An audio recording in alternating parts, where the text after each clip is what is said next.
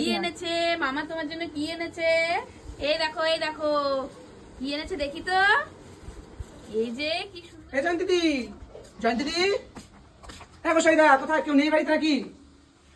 কি আছে আরে জয়ন্তী দি ছেলে দেখতে এসেছি, মামা হয়েছে না আমি। তাই সেই সংবাদ যদি শুনতে হয় আগুন ছুঁইতে হবে, হাতে স্যানিটাইজার দিতে হবে, একটু ওয়েট করতে হবে, তারপরে নিয়ম মানতে হয়। আচ্ছা ঠিক আছে তাহলে না স্যানিটাইজার করতে হবে, বাচ্চা তো ঠিকই, আগুন ছুঁতে হবে, ওসব নিয়ম মানে না বলেই তো আজকাল এই অবস্থা।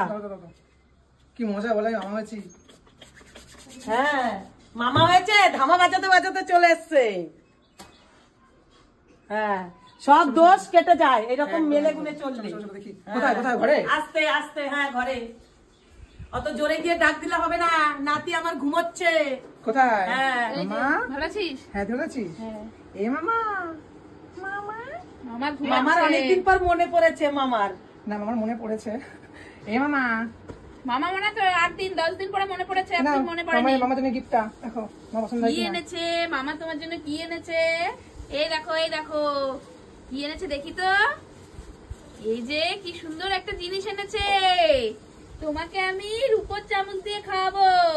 মামা তোমার জন্য রূপোর চামচ এনেছে। রূপোর চামচ, ঝিনুক। এই যা পড়েই গেল, রূপোর চামচ, ঝিনুক। মামা এত চালাক, মনে করছে এটা তো ডেলি দুধ খাওয়াবি আর ডেলি মামার কথা মনে করবি, সেজন্য এই জিনিসটা মামা বুদ্ধি করে নিয়ে এসছে। অবশ্যই খুব সুন্দর। এই দেখো মামা সঙ্গে থাকবে বলে মামার সব সময় ঝিনুক এনে দিয়েছে। সবসময় দুধ খেতে মনে লাগবেই লাগবে। একদম মামার জিনিসটা সবসময় কাজে লাগবে। কেমন হয়েছে সবাই কমেন্ট করে বলবা। এই দেখো রূপোর চামচ, ঝিনুক। সোনু আমাকে এটা গিফট করলো কিন্তু। হ্যাঁ এই যে মামার জন্য। এই তোকে গিফট করে নাই, আমাকে না, মানে তোকে গিফট করছে। এটা আমি আমার মামাকে গিফট করেছি।